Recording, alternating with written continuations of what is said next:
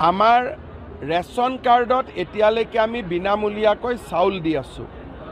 1 অক্টোবৰৰ পৰা আমি ৰেচন কাৰ্ডত দালি দিম, চেনি দিম আৰু নিমখ দিম।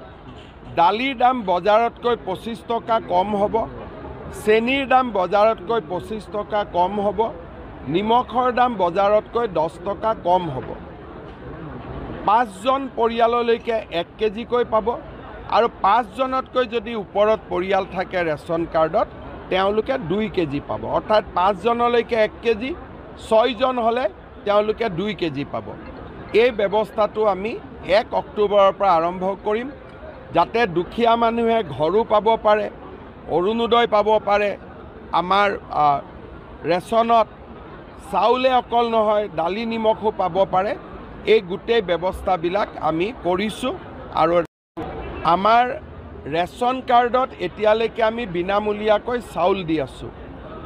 1 অক্টোবৰৰ পৰা আমি ৰেচন কাৰ্ডত দালি দিম, চেনি দিম আৰু নিমখ দিম। দালিৰ দাম বজাৰতকৈ 25 টকা কম হ'ব, চেনিৰ দাম বজাৰতকৈ 25 টকা কম হ'ব, নিমখৰ দাম বজাৰতকৈ 10 টকা কম হ'ব। 5জন পৰিয়াললৈকে 1 কেজিকৈ পাব আৰু 5জনতকৈ যদি ওপৰত পৰিয়াল থাকে ৰেচন কাৰ্ডত তেওঁলোকে 2 কেজি পাব। অৰ্থাৎ 5জনলৈকে 1 কেজি, 6জন হ'লে তেওঁলোকে 2 কেজি পাব।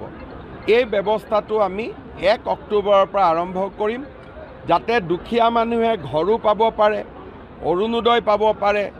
আমাৰ ৰেচনত চাউলে অকল নহয়, দালি নিমখো পাব পাৰে। এই গোটেই ব্যৱস্থা